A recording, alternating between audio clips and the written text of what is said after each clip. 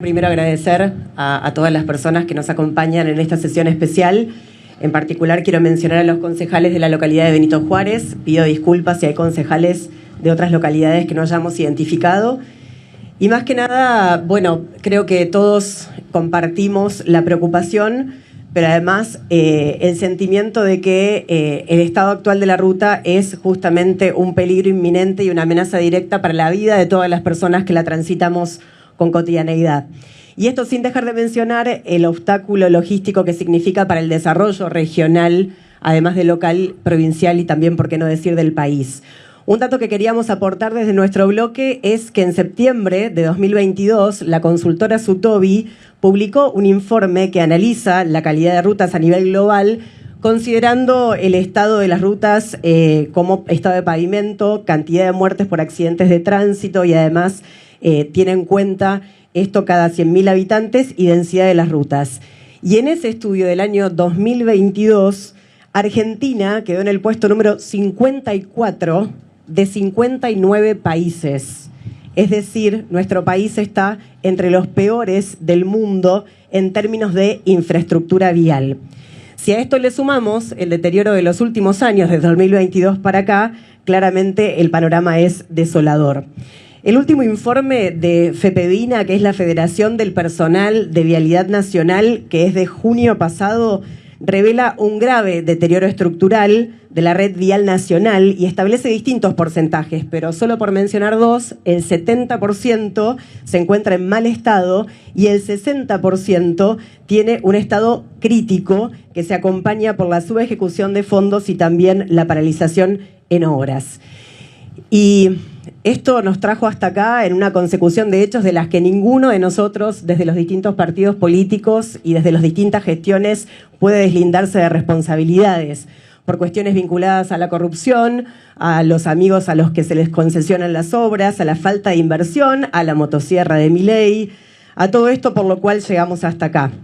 Ahora, no solo la cuestión del mantenimiento, sino también poner en eje algo que se mencionó en las notas recibidas y que tiene que ver con el control respecto de la carga del peso que transita por nuestra ruta, que no solo afecta, digamos, su estado actual, sino que además impacta en el riesgo de colisionar con un camión que está excedido de peso, ¿no?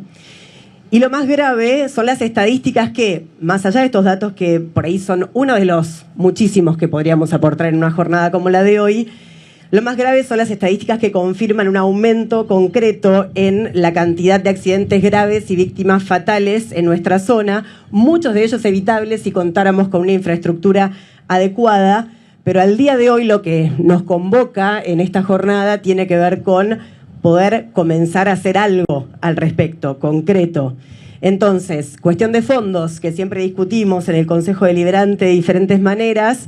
y que también hay que poner sobre la mesa en este contexto. Hay impuestos específicos que cada uno de nosotros aporta cada vez que carga algún litro de combustible y que justamente integran el Fondo para la Reparación de Rutas, que ha sido en los últimos días el motivo de reclamo de los gobernadores de nuestro país. Y desde Azul no le estamos pidiendo al Estado Nacional que se endeude para reparar las rutas. Le estamos pidiendo que justamente haga lo que tiene que hacer con los fondos que recauda para esto. Entonces, si tenemos fondos que se están recaudando en forma sistemática y no se están utilizando para lo que deben ser utilizados,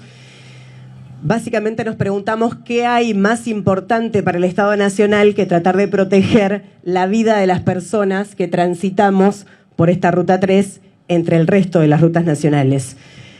Y decir, porque no se puede dejar de mencionar, el cambio del cierre de vialidad nacional,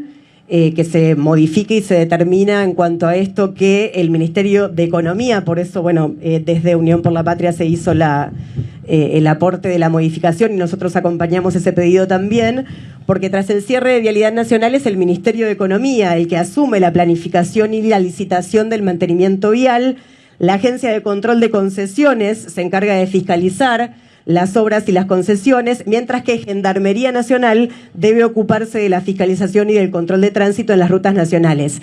Pendiente está la implementación, que por supuesto genera muchísimas dudas y que básicamente sabemos esta implementación no va a ocurrir en lo inmediato, entonces esto determina un poco lo que se charlaba en la audiencia pública a la que voy a hacer mención en instantes, y que es la preocupación de lo que tenemos hoy, ahora. Pero si uno sale más allá de la situación primordial, que es la de salvar vidas, hay que decir que no alcanza solo con un RIGI, con un régimen de incentivo a las grandes inversiones, si no hay infraestructura. Y esto lo están planteando en la actualidad muchos de los inversores privados vinculados a la producción nacional. Muchas empresas que podrían aumentar su nivel de inversión o iniciarla en nuestro país sienten que es mucho más complejo hacerlo en la Argentina que en otros países, como puede ser, por ejemplo, Chile o Uruguay, porque la infraestructura ahí está. Ahora, si uno analiza invertir en la Argentina, tiene que evaluar la construcción de rutas o de caminos, además de, por ejemplo, contar con la línea o la potencia eléctrica para poder producir. Entonces, otra de las preguntas que hay que hacerse en este marco es cómo vamos a crecer, cómo vamos a generar más producción, cómo vamos a tener más puestos de trabajo si no defendemos también la infraestructura, en primer lugar para salvar vidas, en segundo lugar para poder aumentar la producción y generar más fuentes de trabajo. Me tocó participar junto a Fundación SEDA, junto a los vecinos autoconvocados, junto a Estrellas Amarillas, junto al secretario de Obras Públicas en representación del gobierno municipal en la audiencia pública que se hizo el 11 de junio en Monte. Y la verdad es que fue sumamente importante estar ahí. Es importante estar porque es el momento en el que todos y cada uno de los municipios defendieron y plantearon lo que un poco también deja por escrito esta resolución en cuanto a lo que se necesita que se modifique del pliego de licitación. Ahora, ¿qué se sintió? Se sintió como que simplemente estábamos cumpliendo un trámite burocrático administrativo. Cuando tenés que hacer un check y pasar para adelante, pero lejos fue la sensación de que efectivamente se nos estaba escuchando para modificar algo, porque esa era la última instancia, para que nosotros podamos plantear qué se debía cambiar. Entonces, es sumamente importante esa instancia de la audiencia pública, con la enorme participación que tuvo no solo de un montón de ciudadanos azuleños comprometidos desde distintos sectores, unidos, porque estábamos todos juntos sentados y porque todos acordamos qué era lo que íbamos a plantear en ese momento, porque además se acotó la cantidad de minutos para hacer uso de la palabra. Entonces, unirnos en este reclamo como estamos haciendo en el día de hoy, más allá de cualquier diferencia, para poder hacer que se nos escuche efectivamente. Y bueno, se dijo más temprano que de este Poder Legislativo, desde el año 2009 hacia acá, se iniciaron más de 40 expedientes donde hemos estado dejando por escrito la preocupación respecto a esta cuestión que no es nueva, pero queremos revalidar y desde aquí en la postura de este bloque en particular, que es Podemos Azul, de poder defender principalmente que no vuelvan a separarnos. Pensábamos que toda la lucha que se dio para poder quitar ese peaje que dividía la localidad de Cacharí de la localidad de Azul era parte de la historia. Bueno, ahora se propone que se vuelva a colocar en un trazado similar, en donde otra vez enfrentamos lo mismo. Entonces, que se escuche y quede claro que toda esta comunidad quiere que eso no suceda y que no tengamos ningún peaje que divida el ingreso y a los ciudadanos y a los habitantes del partido de Azul. Y después, por supuesto,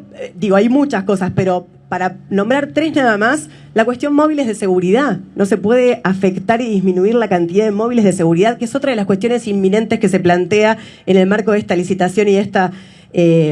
privatización en cuanto al trazo. Y por supuesto, sostener firmemente y más que nunca el reclamo de la autovía, que parece lejano, sí, pero que no puede dejar de defenderse nunca. Entonces, en memoria de las 226 víctimas fatales, de las 883 personas heridas, según los datos relevados en el tramo comprendido entre San Miguel de Monte y Azul desde el 2016 a la actualidad, en memoria y honrando el trabajo de las personas comprometidas con esta lucha, que hoy no están, y esta es una mención personal, más que nada a Juan Manuel Croco, también a Karina Martínez y a Raúl Lafose, que tanto trabajaron e hicieron, entre mucha otra gente que hoy está y mucha que ya no está, que ha hecho por esto, así que pido disculpas por la omisión de no mencionar individualmente a todas y cada una de esas personas,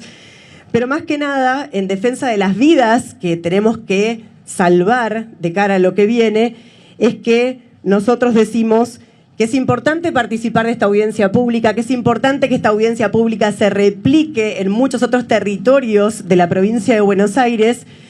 pero dejar claro que esto no puede esperar, porque no se trata solo de reparar una ruta. Se trata de evitar muertes, se trata de salvar vidas, se trata de dinamizar la economía regional, generando empleo y utilizando los recursos que se generan específicamente para esto y que ingresan todos los días a las arcas nacionales a través del Fondo Fiduciario de Infraestructura Vial, cumpliendo con el derecho constitucional, que es el de circular con seguridad, y es un derecho que tenemos todos los argentinos. Gracias, señora presidenta.